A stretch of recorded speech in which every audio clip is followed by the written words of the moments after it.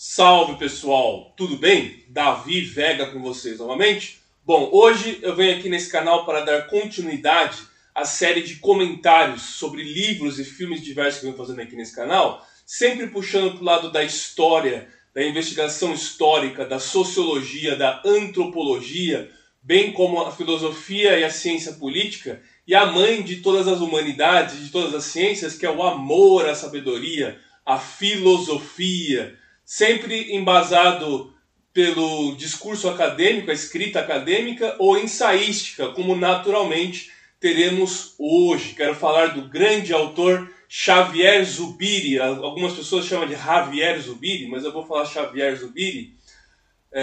Nascido em San Sebastián em 4 de dezembro de 1898 e faleceu em 21 de setembro de 1983. Então ele é ele é filho do século XX, basicamente, né? Nascido numa data muito importante de 1898, que foi a data da derrota da Guerra Hispano-Americana. A Espanha perdeu a Guerra Hispano-Americana para os Estados Unidos e suas colônias de Cuba, Filipinas, Guam e Porto Rico passaram para a administração norte-americana. Foram as últimas colônias que a Espanha tinha do seu império ultramarino, né? E isso vai influenciar muito na vida do Zubiri, porque seus pais, ele era filho de pequenos comerciantes, eles tinham uma loja, Secos e Molhados, né? Que vendia muito produto da América, principalmente café da América, né? E eles vão sofrer com essa derrota da Espanha na Guerra Hispano-Americana, que eles vão ficar sem alguns produtos que eles importavam da América, bem como todo o país vai ficar com aquele pessimismo muito grande e vai surgir a chamada Generación de 98, né? A geração de 98, que participou o poeta Antônio Machado, o Ramiro de Maeztu, o Ramón del Valle Inclán, também o nome mais famoso, Miguel de Unamuno, né? Que vai ser uma geração anterior à geração do Zubiri na escrita. A geração do Zubiri é a geração de 1914, embora ele também tenha feito parte da geração de 1927. A geração de 14 é a geração orteguiana, do Ortega y Gasset. Eu tenho vários vídeos falando dos livros do Ortega y Gasset. Vou deixar na descrição desse vídeo o da sua Magnum Opus, que é A Rebelião das Massas, que é um vídeo que eu fiz falando sobre a Rebelião das Massas, né? E o Xavier Zubiri, ele vai ser um discípulo do Ortega y Gasset, e mais pra frente ele vai ser professor de duas personalidades famosas da filosofia e da literatura espanhola, que é a Maria Zambrano e o Julián Marías, né? A Maria Zambrano e o Julián Marías. O Xavier Zubiri publicou vários livros. Hoje eu vou falar sobre a Essência, né? Um livro dele chamado Sobre a Essência, que já é no final da sua produção literária, mas ele também escreveu Natureza, Homem e Deus, Sobre o Homem, e aí escreveu diversos livros sempre tratando dessa questão sensitiva, né? E essa questão do homem mesmo, o papel do homem na sua apreensão da realidade pelo sensível, né? Em 1947, ele fundou a Sociedade de Estudos e Publicações, onde ele publicou boa parte de seus livros. Durante a Guerra Civil Espanhola, em 1936, o Zubiri vai passar o período da Guerra Civil Espanhola em Roma e na França também, e ele retorna para lecionar em Madrid. Mas antes mesmo, na década de 20, ele já era professor de filosofia, de história da filosofia na Universidade de Madrid. Ele vai ter a oportunidade de ir para a Alemanha. E lá ele teve seminários com Edmund Husserl, o Husserl da fenomenologia, né? E também ele assistiu às aulas do Heidegger. E ele vai ser muito influenciado pelo Heidegger, principalmente naquele seu livro Ser e Tempo, que eu tenho um vídeo também no canal falando desse livro, Ser e Tempo. Vou deixar na descrição desse vídeo o link caso vocês queiram assistir. E ele vai ser muito influenciado por essa questão do ser e tempo, do Dasein, da questão do ser e do ente. E ele vai buscar na Grécia Antiga, assim como o próprio Heidegger fez, nos pré-socráticos também, essa questão ontológica. E também participando dos seminários do Husserl, ele vai superar o Husserl. Ele vai fazer várias críticas ao Edmund Husserl, e principalmente porque ele esteve em Louvain também uma época, na Universidade Católica de Louvain, na região de Flandres, né, na Bélgica, onde um padre conhecido como Leon, ele levou boa parte dos manuscritos do Husserl para lá, e mesmo fora da Alemanha se estudava muito a fenomenologia já naquelas regiões francófonas, né? Onde, mesmo fora da Alemanha, então ele estudou muito, ele teve acesso muito à produção do Husserl. Só que lá na Alemanha ele vai ter aula tanto com o Husserl quanto com o Heidegger. E ele ficou muito amigo do Heidegger, ficaram amigos, tanto que dizem que o último encontro entre eles foi um encontro que durou mais de 2 horas de conversa, e ele nunca revelou nem para sua esposa, o Zubiri, o que foi conversado nessa reunião.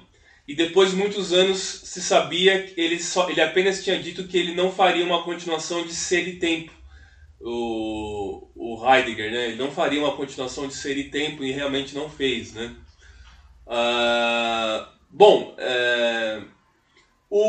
Ele foi discípulo do Ortega y Gasset, que era agnóstico, né?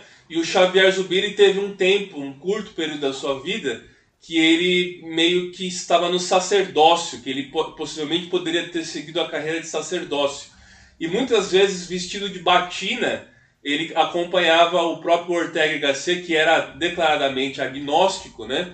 Mas tinha uma amizade muito bonita entre os dois, e um respeito muito grande, mútuo entre ambos e tudo mais, né? Bom, o Xavier Zubiri, ele tem 3 períodos marcantes da sua produção literária e filosófica. Primeiro eles falam que é a sua fase fenomenológica, depois a sua fase ontológica e por fim a sua fase metafísica. Então são essas 3 fases que o Zubiri vai ter na sua vida, né? A fenomenológica na época do Husserl, a ontológica quando ele vai buscar o próprio ser na Grécia Antiga, principalmente passando pelos pré-socráticos, e a metafísica quando ele vai incorporar basicamente os ensinamentos do próprio Heidegger, e ele vai estudar a fundo a questão do ser, né? Bom, antes de eu dar continuidade a essa introdução, eu gostaria de falar que eu vou promover o meu blog que se chama pelorevés.blogspot.com. Vou deixar na descrição desse vídeo o link para o meu blog. Lá vocês encontram os meus livros para baixar, os livros que eu escrevi. Eu tenho alguns ensaios que foram feitos, principalmente no tocante aos movimentos nacionalistas do século XX, principalmente. Um livro que eu falo sobre a guerra, né, o Bellum, a guerra como a atividade humana, onde eu analiso a questão belicosa dos seres humanos e tudo mais. Também tenho a minha trilogia de ficção, 3 romances históricos, né? A minha magnum opus, Cadarços Brancos, meus livros de crônicas. Vou deixar na descrição desse vídeo, então, o link para o meu blog que se chama pelorevés.blogspot.com, tá certo? Bom, ele vai falar que na filosofia tem 4 coisas principais: o espaço, o tempo, a consciência e o ser. Ele vai falar que o ser, ele não tem um receptáculo. E essa ideia do ser é uma ideia de algo que emana uma consciência de si próprio. Mas a consciência não é anterior ao ser. Por isso que ele vai criticar muito essa temporalidade do ser no próprio Kant e no Newton, né, nas ideias de Kant e Newton. E ele vai falar que a filosofia sempre se preocupou com o estudo do ser, desde do Aristóteles, basicamente, né, se estuda muito o ser. E é como se o ser fosse algo dado, já algo pronto, mas não se estuda o ente. E ele vai falar que o ente é o ser aí. Tem o ser aí, que ele não é igual no existencialismo do Sartre, que está simplesmente jogado. ele tem uma imputabilidade, ele tem uma imposição. Nós não estamos apenas jogados na sociedade, nosso ser, o ser aí, né? Nós temos algo que nos imputa, algo que nos impulsiona, que é basicamente o dado de realidade da nossa cultura, a nossa cultura ao qual nós estamos submetidos, o nosso universo. E essa ideia do ente, ela pode ser multifacetada, ela tem uma pluralidade de facetas, e cada um escolhe com uma escolha individual, é uma escolha individual de cada característica. O ser ele pode ser temporal, o ente ele pode ser temporal, mas existe algo que é inquebrantável, algo que é a nossa própria estrutura. Essa estrutura não tem como você ir contra. E essa ideia é a ideia de natureza humana. Todos os dogmáticos, as ideologias, visavam fazer um assédio e uma alteração da própria natureza humana, e ele vai falar que isso é um tipo de tirania. E aí tem uma frase famosa dele, que ele fala: se eu tiver que escolher entre a filosofia e o homem, eu escolho o homem, eu escolho o ser humano, né? Não escolho o dogmática, porque a minha própria filosofia que eu faço e que eu escrevo são dogmas também, são frações da realidade, e não se pode ver as ideias a priori. Por muito tempo eram as ideologias e as ideias a priori que eram anteriores à averiguação filosófica. Com o tempo, a experiência, e ele se baseia muito nessa questão da experiência, é que vai ser o contrário. A experiência é que vai dar o conteúdo filosófico, e não o conteúdo filosófico que vai mudar a realidade. É a realidade que dá embasamento para a teoria, e não a teoria que deve ser aplicada e visada a transformação da realidade. Por isso que ele vai falar muito dessa questão sensorial. Nós apreendemos a realidade pelo sensorial, e nós temos uma racionalidade que nos dá um embasamento dessa apreensão a princípio. A princípio é apenas a apreensão pelo sensorial, mas depois a racionalidade ela vai traduzir esse sensitivo que nós temos em ideias abstratas. E aí ele fala da superficialidade. A superficialidade é o logos. Qual que era o logos? Lembra do Descartes? O eu penso, né? O penso logo existo. Ele vai contra essa ideia. Ele fala que você existe antes de pensar.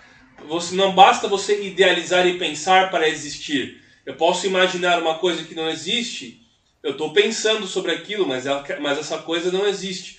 Então não necessariamente é o eu penso.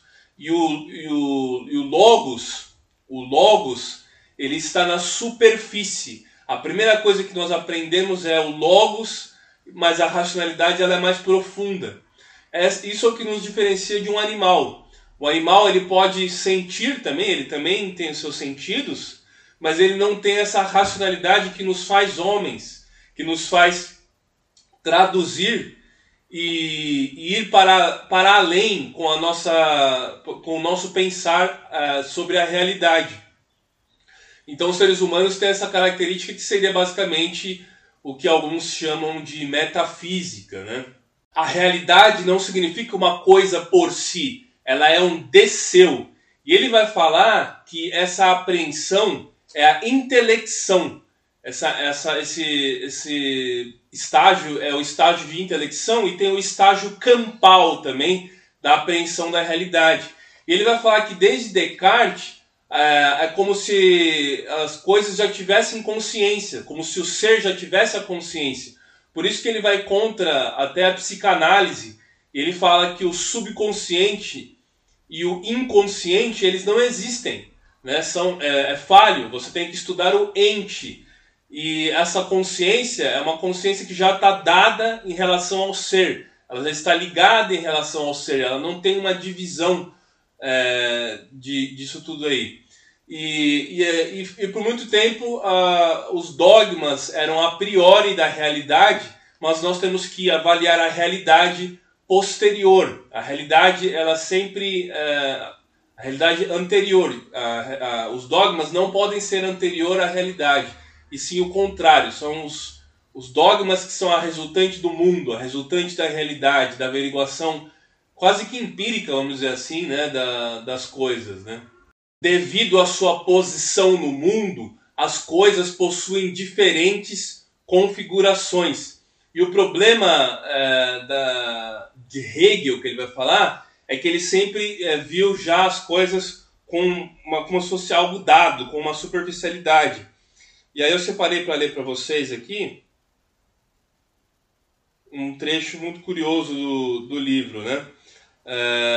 Ele vai falar da questão do religare. O religare, que é a religião, a própria religião. Ele justifica no seu livro Homem, Natureza e Deus essa ideia de Deus, que é o religare, é você religar com as coisas. Eu não vou entrar muito no mérito religioso, porque o que me interessa mais é sobre a essência humana. Mas ele vai falar do religare.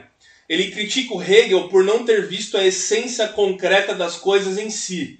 O Aristóteles só se preocupa com a definição e não com o objeto real. Então, desde a época do Aristóteles, era apenas a definição e não o objeto real, né? E nós temos o ser aí também, né? É o sistema de coisas constitutivas que determina a coisa. É o sistema de notas constitutivas que determina a coisa. Então a coisa era determinada por notas constitutivas, de constituição. A essência, ela vem da essentia, do grego essentia. E para os cristãos, ela está ligada ao cosmo. O cosmo está ligado com a essência, né? E ele vai falar também que ele foi muito influenciado pelo Crick e o Watson.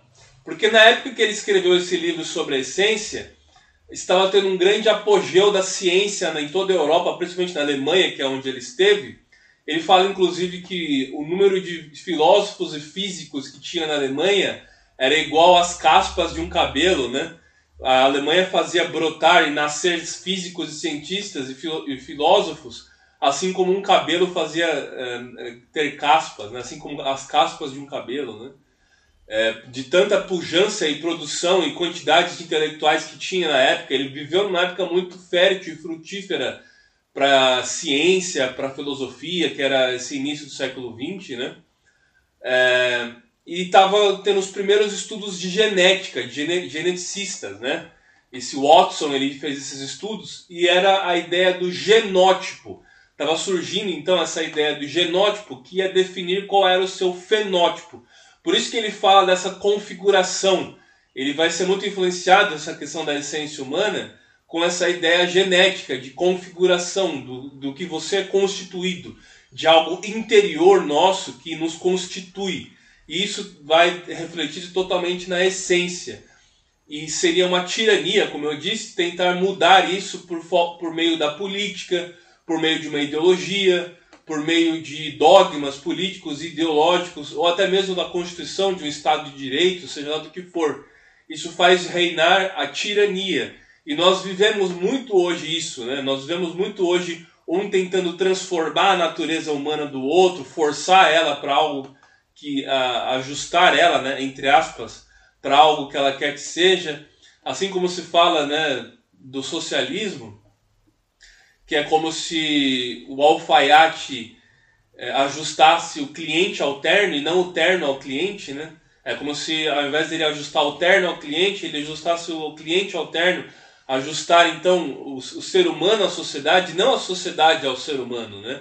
É uma força coercitiva, é algo coercitivo que faz com que nós sofremos, né? Que tenha uma espécie de atentado e assédio à própria natureza humana, né? Bom, e ele vai falar que primeiro tem o logos, depois a razão e depois a compreensão. É a ciência senciente, é o assentir, o aprender senciente. E aí eu lembro de uma citação do próprio Gilberto Freire, que ele fala que o homem ibérico ele sempre teve essa característica de analisar a si próprio, de fazer uma autoanálise, né?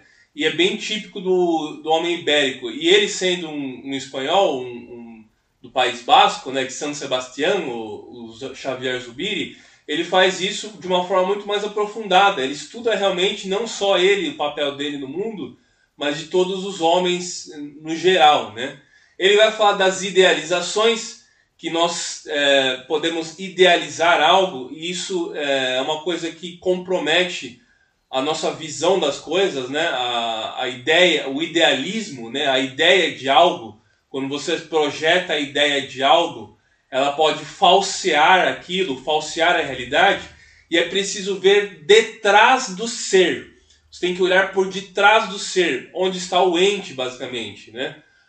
Vendo por detrás do ser é que você vai conseguir ter algo mais próximo do que seria satisfatório da realidade, mas também não vai ser a verdade absoluta, porque nós temos uma limitação ao olhar, ao ouvir. Nossos sentidos, eles são limitantes da realidade. Então, o que é a realidade? A realidade é muito maior do que que os nossos sentidos podem compreender. Quando nossos sentidos fazem uma tradução pelo logos, pela razão e pela compreensão da realidade, ele já vai limitando a realidade. Nós já vamos ficando limitados desse processo. E você pode ter uma imaginação sobre algo ou uma ideia falsa sobre algo que vem dessa investigação, que vem dessa apreensão sensitiva, né, da realidade.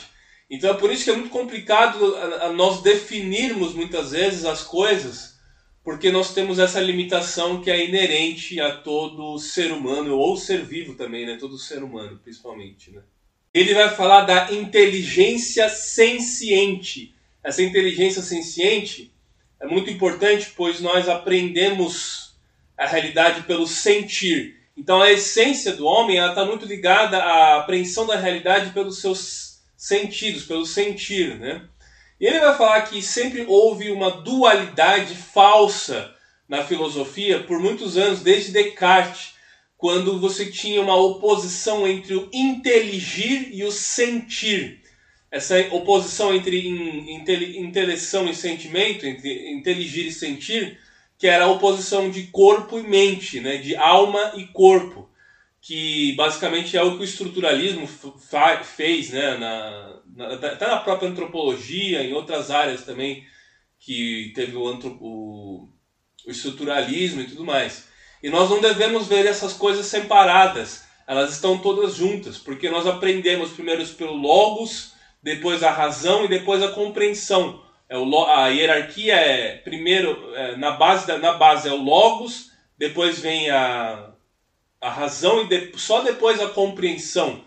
E o cogito, que é o eu penso do Descartes, ele é muito limitado, né?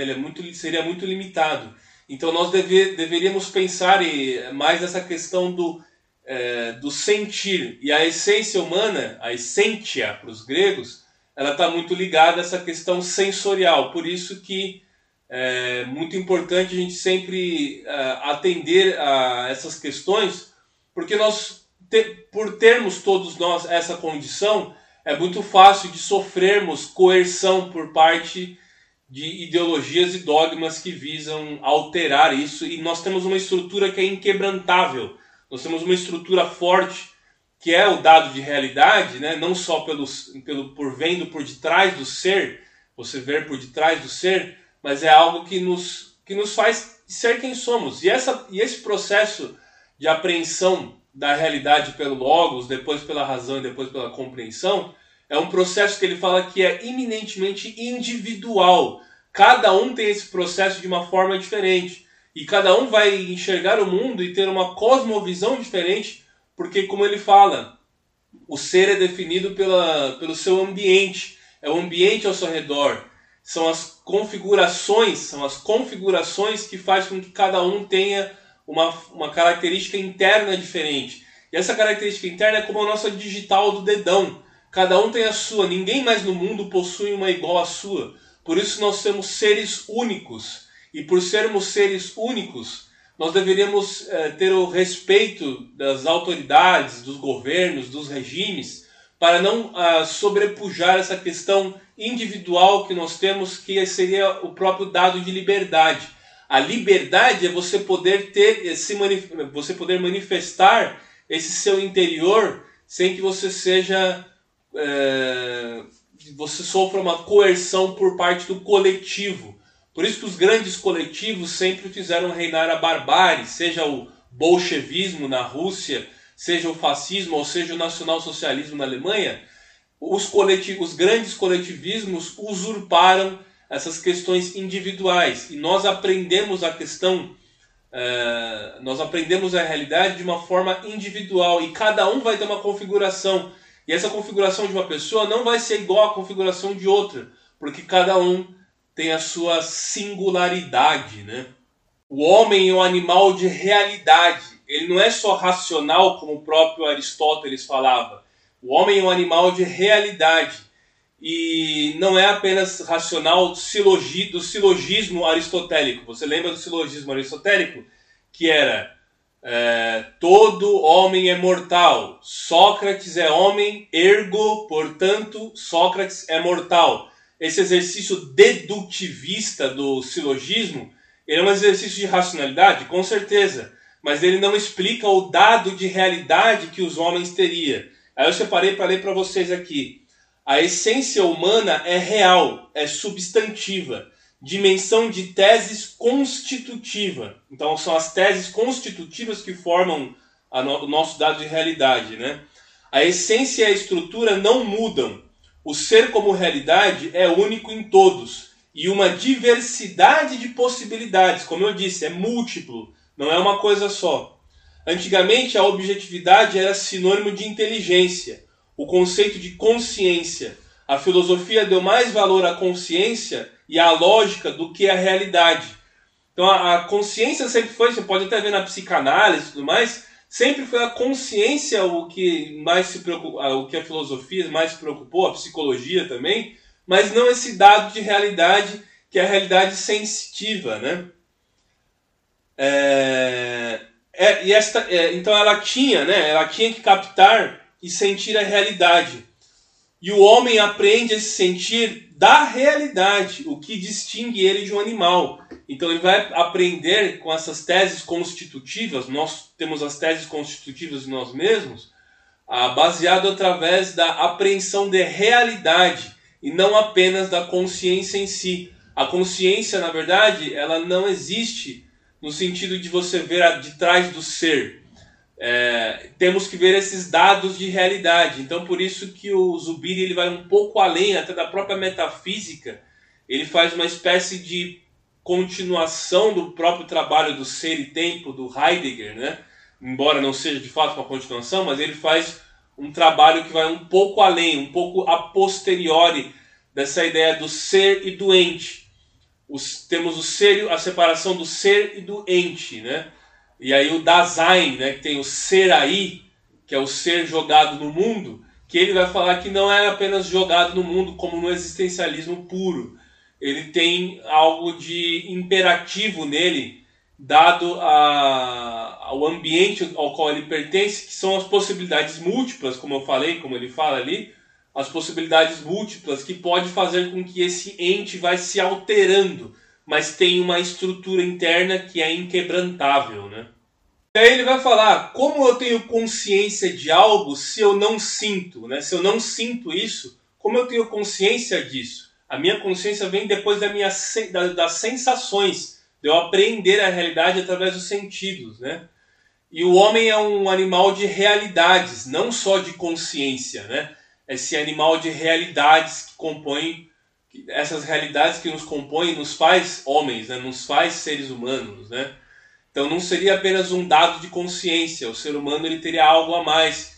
E é um animal emotivo. Então nós somos compostos por emoções. Essas emoções vão ser racionalizadas depois? Com certeza. Mas é preciso que tenha emoções e que tenha o sentir para que eu chegue à realidade. Não é apenas uma projeção imaginativa que eu imagino, como o Descartes falava, o cogito, o eu penso. Não é apenas o eu penso. É um dado de realidade também, né?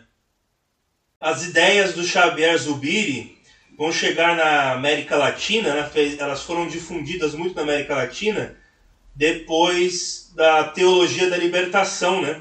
a teologia da libertação, que vai influenciar muito a difusão das ideias do Zubiri na América Latina, embora ele seja um autor mais visto pela direita hoje, né? Ele é um autor mais visto como mais pelos conservadores hoje. Mas as suas ideias influenciaram muito a teologia da libertação na América Latina, né? Aqui no Brasil, o maior pesquisador sobre o Zubiri, inclusive da Fundação Xavier Zubiri, é o professor José Fernandes Terrada. Grande amigo José Fernandes Terrada, professor que já fez uma entrevista com um canal nosso do Hispanidade BR, né? E ele é o maior nome em Xavier Zubiri do Brasil hoje, né? Bom, e aí ele vai falar da substantividade, né? Essa substantividade que nos faz ser quem nós somos. E nós somos uma mistura de química e psique, né? A composição química de nosso corpo e a psique. E ele dá o exemplo da água. A água é o H2O. Quando ela se funde, a molécula de hidrogênio formando a água, ela não tem como você separar mais, separar essa conjunção. E é como os seres humanos. Nós confundimos todas essas coisas que eu expliquei no vídeo. Nós não temos como separar isso. Nós somos um múltiplo. Nós somos a resultante de tudo isso. De química e psique. A composição química e a psique. Não tem como você separar isso. Essa é a nossa essência. E aí ele termina falando do cosmos, né? Eu não vou falar muito do cosmos, que está muito ligado à religião, ao religare. E aí ele entra nessa questão mais divina, mais religiosa. Embora também se dê para aproveitar bastante o discurso dele sobre isso, mas eu não vou adentrar muito a isso, porque aí já vai para uma outra dimensão, né? Vai para uma dimensão mais da fé cristã e tudo mais. Mas essa questão dessa noção de essência humana, da essência, ele explica tudo isso, que nós não temos como alterá-la, e as grandes revoluções que ocorreram na história, como a Revolução Francesa e a Revolução Norte-Americana de 1776, a Revolução Norte-Americana, ela respeitou essa questão da natureza humana, ela não foi contra a natureza humana. Ela teve instituições que lembravam a tradição, que não foram sobrepujadas por um jacobinismo exacerbado e radical, como aconteceu na Revolução Francesa. A Revolução Francesa visou alterar o próprio homem. E a Revolução Americana não, ela respeitou o homem do jeito que ele sempre foi. Por isso que talvez o modelo norte-americano, por mais que tenha sofrido várias alterações, ele ainda foi mais duradouro de democracia. Eles têm a mesma Constituição até hoje, com mais jurisprudências, mas basicamente a mesma Constituição até hoje. E ela foi mais sólida, foi uma revolução que perdurou mais do que a francesa, que teve várias fundações, várias repúblicas depois dela, né? Porque não conseguiu ter essa questão duradoura, porque não respeitou essa ideia de natureza humana, né?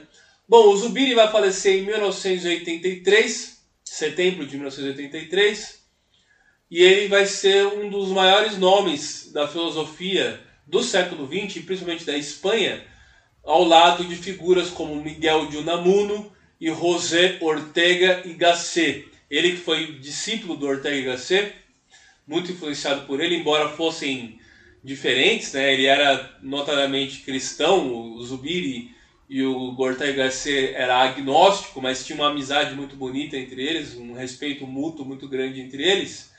E ele vai ser depois o que vai influenciar o Julián Marías e a própria Maria Zambrano, e a Maria Zambrano que foi discípula do Ortega y Gasset também, né? Bom, então é isso. Eu gostaria de dizer, fazer um lembrete, que esse meu canal ele é patrocinado pelo sebo Só Pepitas. O sebo Só Pepitas é um sebo de excelência, um projeto que 2 amigos meus têm de mineirar livros raros nos sebos de São Paulo e disponibilizados para venda para todo o Brasil na sua página do Instagram. Eu vou deixar na descrição desse vídeo a página do Instagram do sebo Só Pepitas. Vale a pena vocês conferirem, porque com certeza vocês vão se deparar com algum livro que vocês estão procurando, ou vai surgir um novo interesse. E os livros, assim como as viagens, as visitas às exposições, as idas aos teatros e aos museus, são coisas que a gente gasta para ficar ainda mais rico, né? O conhecimento a gente gasta para enriquecer ainda mais, né? E eu vou deixar na descrição, lembrando aqui desse vídeo, o link para o meu blog, que se chama pelorevés.blogspot.com. Lá vocês encontram os meus livros de minha autoria para baixar. E aí eu peço encarecidamente, leia os livros, venha aqui nos comentários, deixe um feedback do que vocês acharam dos meus livros.